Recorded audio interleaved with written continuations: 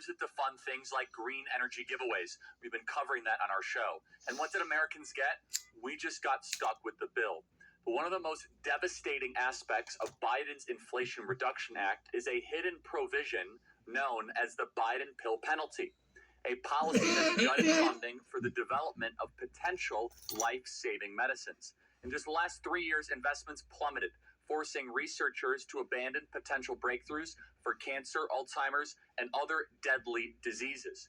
Promising drugs that could have extended lives and even led to cures are now on the chopping block. It goes after basic incentives. So what does that mean for you? It means potentially fewer cures and higher costs. The good news is that President Trump is back and Republicans control Congress. Call them today and urge Congress to eliminate the Biden pill penalty before more potential cures are lost. Are you sitting at home living in pain? Maybe it's in your hands. Understand that, yes, the market has been going through a fair amount of turbulence, but there are other very positive indicators as well. Inflation report yesterday was terrific. We are seeing interest rates plummeting. We're also seeing oil prices plummeting. Deregulation is happening. We need to get rid of so much of the nonsensical Biden-era deregulation. You know, sometimes people say, Charlie, what do you disagree with President Trump on? I don't even know if this is a disagreement. President Trump will famously said, well, for every one new regulation, we have to get rid of 2 regulations. I think you shouldn't add any new regulations and get rid of 5, 6, 7,000 lines of regulation. Who says you have to add new ones? Just slash these ridiculous, nonsensical rules that are on the regulatory book that make it harder for businesses to be able to operate, to hire, and deploy capital. Maria Bartiromo says this perfectly, that we are seeing a decrease in oil prices, which you are going to feel at the pump in the next 2 weeks. We are seeing interest rates go down, which by the end of the year, we might see a significant cut in rates, which will help first-time homebuyers. Play cut 130. Well, that's what we've been pointing out this morning, and the president has been pointing it out. Rates are plummeting. Oil prices are plummeting. Deregulation is happening. You know, we've got all of these things happening. President Trump is not going to bend. He told me, a number of times that he's trying to build the economy and make it independent as opposed to relying on China for things like prescription drugs. Now, I have to further explain the contrast to what President Trump is doing with tariffs versus what someone like Bernie Sanders would do with tariffs. And it's an incredibly important distinction. Let's say it was Bernie Sanders who once supported tariffs and in a tepid way says, yeah, we'll do tariffs. The difference is that if President Bernie Sanders, God save us from such a thing, would do tariffs, he would create a domestic control socialist economy. What President Trump is doing is incredibly unique, is that he is doing tariffs while liberating the American market economy. It's exactly the right ingredient. So tariffs are trade barriers. However, you can avoid a tariff by making products here. One of the reasons why we've been falling behind on manufacturing is because it's so hard to build new factories. And one of the greatest regulations of all is DEI. I believe DEI is the silent regulation that is an albatross around the neck of corporate America. DEI makes us less competitive. It makes us less entrepreneurial. It makes us take less risks. It prioritizes equity and racial parity or racial preferences over excellence, and you must choose. DEI is like the silent regulation that was written into every single corporate handbook by soft corporate and soft cultural decree post Floydapalooza. It was more about outcomes over opportunity, and not even about outcomes. It was honestly about a very perverted tribal racial preference doctrine that was force-fed into corporate America. So what President Trump is attempting to do is liberate the American economy through massive tax cuts, deregulation, energy boom, while having trade barriers. And that mixture should work. Again, we don't know, but you must remember, people voted for this. I would have grave concerns about tariffs if President Trump was talking about massive tax increases, more regulation, more government programs, more government redistribution, and tariffs. Because then why would anyone want to do business here? What President Trump is doing is he's making it more appealing to invest while also having a penalty to not invest. So he's doing both those things. He's making the penalty to not invest be higher because we are the world's consumer. We are the premier consumer economy on the planet. Every country desires to be a consumer economy. Every country wants to be a consumer economy. We have achieved that. We also now want to go back to be an industrial economy. And here's the little secret. It's so much easier to rebuild an industrial sector than suddenly become a consumer economy. Because in order to become a consumer economy, you must be insanely rich. Very few countries are insanely rich. And China can't be a consumer economy internationally. They can domestically because they don't want other countries' stuff to be sold in their country. Well, more for us. Being a consumer economy is not necessarily bad. What is bad is also not being a production economy. If you are both, you are a superpower the likes of which the world has never seen. And we can get that back. So President Trump doing tariffs plus domestic supply side market boom economics. Perfect combination. Alex Marlow joins us. Something right. Top Yale scientists confirm that post-vaccination syndrome, PVS, weakens immune function, causing chronic inflammation and declining T-cell activity while spike protein levels increase over time. This means your immune system could be wearing down without you knowing it, making you more vulnerable to illness. No longer conspiracy theory, it's now backed by unbiased science. Long COVID syndrome is a condition that leaves people feeling brain fog, chronic fatigue, and shortness of breath lingering for months, in some cases for years. If you feel this way, the wellness company can help with their new long COVID syndrome support. You get 4 doctor-formulated nutraceuticals with 5 to 8 plants and minerals per bottle designed to address the root causes. Ultimate spike detox, mind lift, elevated energy, and healthy heart. Dr. McCullough, a top freedom-fighting cardiologist, recommends a durable recovery during holistic health. Explore long COVID syndrome support today. Get $60 off plus free shipping globally. Head to getwellwithcharlie.com. Take action today for a healthier tomorrow. What do Andrea Bocelli, Steph Curry, Justin Bieber, and Tim Tebow have in common? All of their mothers were encouraged to end their pregnancies. When a woman faces an unplanned pregnancy, she is often pressured to end her child's life. She wants to make the right choice, but society and those around her are telling her that her baby is not a life. That's where the Ministry of Preborn steps in. Preborn and their network of clinics offers compassionate, loving care to mothers and the support they need to help them choose life, including a free ultrasound. Once a mother hears their child's beautiful heartbeat, she is twice as likely to choose life.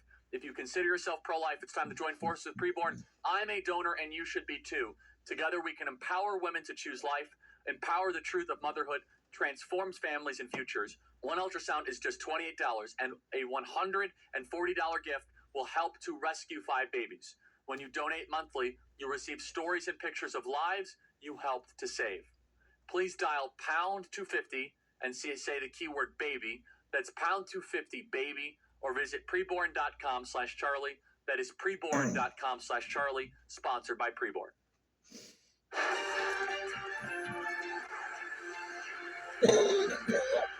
Joining us now is Alex Marlow, who does a great job from the Salem Radio Network, and also from Breitbart News. Alex, great to see you. I love your analysis. I want to have Alex on more often. He's super sharp and a great friend. Alex, one of the things that we did not cover, because I've been too busy going on these campuses across the country, is the cabinet meeting.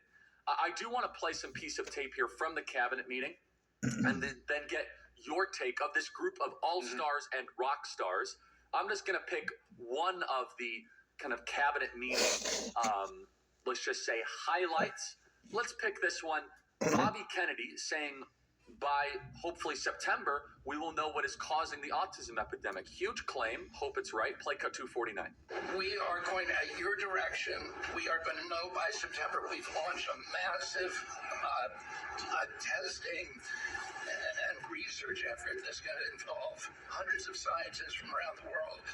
By September, we will know what has caused the autism epidemic, and we'll be able to eliminate those exposures. So think of that. So it was 1 in 10,000 children had autism, and now it's 1 in 31. Not 31,000, 31.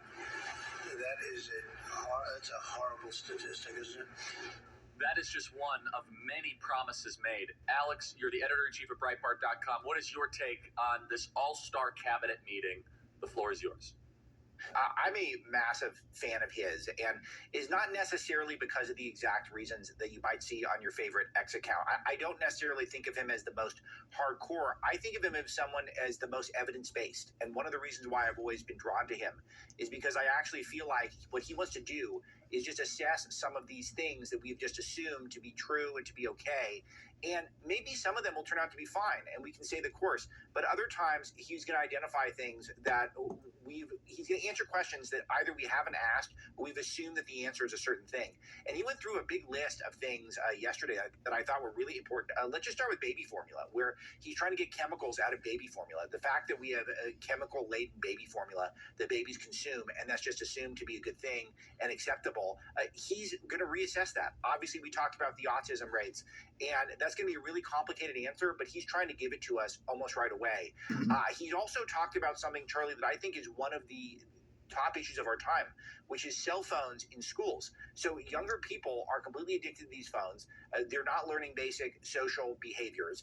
They're getting more depressed. They're less athletic. They're less social. They are going to become just total automatons to the Silicon Valley AI algorithms. That's not the America we want. It's not the America you and I got to grow up in, Charlie, and we don't want this for young people. And he's making this a top-tier issue. His list was so long. It was one of the longest lists around, talking about the EPA getting fluoride out of the water. There's so many things that he's trying to do. School lunches. Remember how horrible Michelle Obama's school lunch program is? We actually have a guy who understands nutrition now in charge of it, not some sort of a ceremonial person. And another one of my favorites, the government money should not be used for junk food. We talk about Maha. The most fundamental thing with Maha, Charlie, is we all eat too much. We all eat bad stuff with too many ingredients in it, and we don't exercise enough. He's going to get us on that path, and I just dig it so much. Alex, I know something you're very passionate about and something that you've been covering on at Breitbart is decoupling the federal government from higher education. Explain what you would like to see happen in that regard with our audience. Yeah, if something is worthwhile, then people are going to step up and they're going to fund it when it comes to education, when it comes to our future. And I don't understand why the federal government is invested in any of these universities at all at this point. So many of them are self-sustained by their endowments, which are essentially just hedge funds, and they can operate. They need to collect tuition at this point, much less federal funds, and yet they're still able to get it. But I think there's a toxic university culture that permeates out into our society. Think about this, Charlie. We all know that our inner cities are not doing well. But one of the things that is a unsung part of this, an unheralded part of this, is the fact that these universities come in. They set up shop in our big cities. They bring in all these left-wing people who vote terribly. They get all these federal funds to sustain this huge economic system that drives the university campus, et cetera. They get all these parents who save money, and then they take out loans, and they send all these kids to schools. And then what happens? The kids get these, and then they vote horribly. They vote for the George Gascons of the world. They vote for the Soros-funded DAs. And it's actually ruining not just people's minds, but it's ruining our cities. The cities is the incubators for where left-wing thought is gestating and then permeating out into the rest of the culture. The suburbs are doing fine. Rural America is doing amazing. We need to get people out of the cities. And one of the ways to do this is to get the universities out of the cities. I believe DEI angling American business, and I think that DEI could be responsible for 1-2% of GDP growth over a couple years if we keep it. I know that might sound extreme. I know people might laugh at that, but DEI is definitionally an anti-growth initiative. Alex, final thoughts here, about a minute remaining. it can't be talked about enough. DEI is an absolute cancer in our society and is far away. And Charlie, I know how you hired. I know you've always rejected it, and so that's a compliment to you. But that is so right on, and we need to absolutely not have that. But I'll tell you, I blew Dennis Prager's mind because Dennis Prager, our friend, he asked me when I'm hiring at Breitbart if I see a Harvard on the resume, does it help? And I had to think about it, and I said, I don't really think so anymore.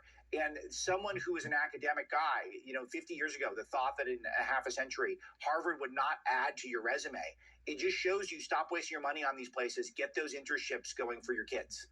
Alex, excellent, sharp commentary as always. 30 seconds. Tell people about your show, Breitbart.com, what you're doing with Salem. Tell people all about it. Oh, thank you, Charlie. We're colleagues now at Salem. I'm on the Salem Podcast Network, so you can get it iTunes, Spotify, YouTube, Rumble, wherever you're doing it. We're off to a fast start because I got such great friends like you, and Breitbart.com is absolutely thriving right now. We are the paper of record for the Trump administration. We call the balls and strikes, and I think you'll always find something entertaining and informative on our pages every single day. I love Breitbart.com. Phenomenal. I got my start at Breitbart.com, and that I will never forget. Alex, thanks so much. Hostages being released, terrorists resurfacing, Gaza plans, and so on. But there's one thing we tend to overlook: the people of Israel. The war has taken a huge physical and emotional toll on our Jewish brothers and sisters.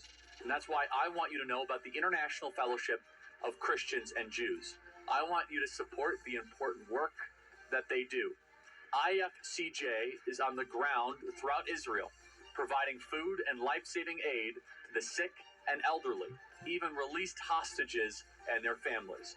Join me and visit ifcj.org/learn more.